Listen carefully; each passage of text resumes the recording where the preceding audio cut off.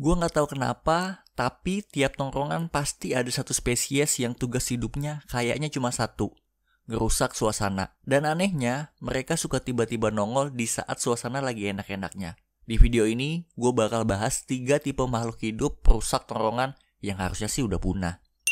Yang pertama, so tau, lu pasti pernah ketemu orang yang kalau diajak ngobrol 5 menit, bikin kuping lu panas 10 jam. Kenapa? Karena tiap topik yang lu buka, dia pasti punya jawaban.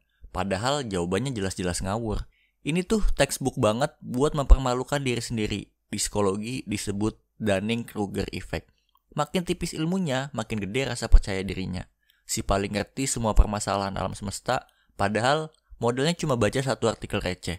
Contoh gampangnya gini, mereka cuma ngerti cara pakai kalkulator, tapi tiba-tiba sok bahas cara pengoperasian komputer NASA. Atau baru bisa bikin akun Facebook, sok-sokan mau nangkap hacker. Lucunya, orang model kayak gitu nggak sadar kalau mereka tuh lebih mirip Wikipedia error versi manusia.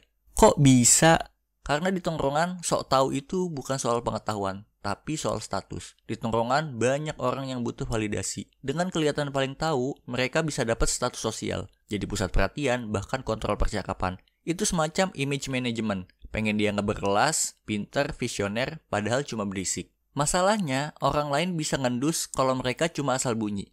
Bukannya kelihatan pinter, malah kelihatan insecure pakai topeng intelektual. Sementara, orang yang beneran ngerti biasanya jauh lebih kalem. Mereka tahu kapan harus ngomong, kapan harus diem.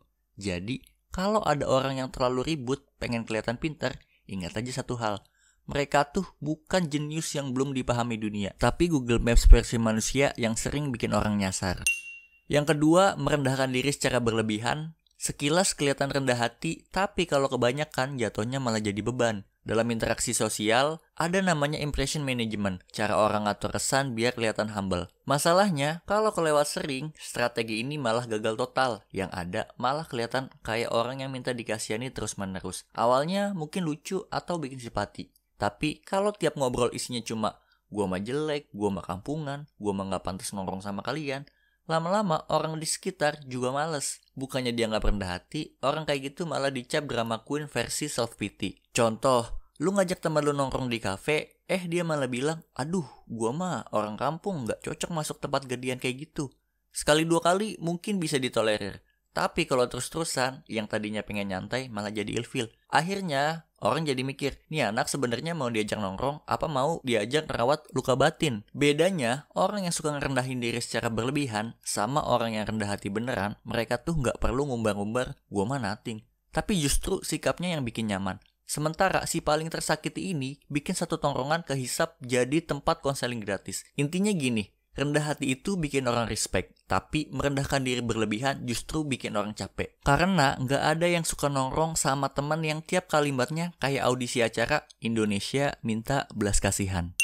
Yang terakhir, si penguasa wannabe, tongkrongan itu harusnya santai, egaliter, tapi ada aja orang yang setiap kali ngobrol harus dia yang paling benar, paling lucu, paling ngerasa argumennya nggak bisa dibantahkan. Secara psikologi, ini namanya need for dominance, dorongan buat ngontrol situasi sosial biar ngerasa superior. Kadang karena insecure, kadang karena pengen validasi. Contoh dalam situasi obrolan, kalian pada bahas film, terus dia nyeletuk, lu mah gak ngerti film berat, nih dengerin gua. Atau si tukang membandingkan yang selalu ngomong, lu mah masih mending. Ngomong sama orang yang punya need for dominance, kayak main PlayStation sama anak umur 5 tahun. Lu harus selalu ngalah biar dia bisa ngerasa menang. Kenapa bisa gitu? Pertama, orang dengan need for dominance punya ego yang tinggi, mereka takut kelihatan kalah. Kedua, harga diri mereka nempel sama siapa yang menang argumen. Kalau nggak menang, mereka bakal ngerasa value-nya turun. Yang ketiga, kurang fleksibilitas. Mereka nggak bisa bedain mana obrolan buat curhat, mana buat debat. Efeknya di tongkrongan bikin orang lain malas curhat karena semua hal pengen dia bantah. Bikin diskusi jadi debat kusir. Lama-lama orang-orang bakal mikir,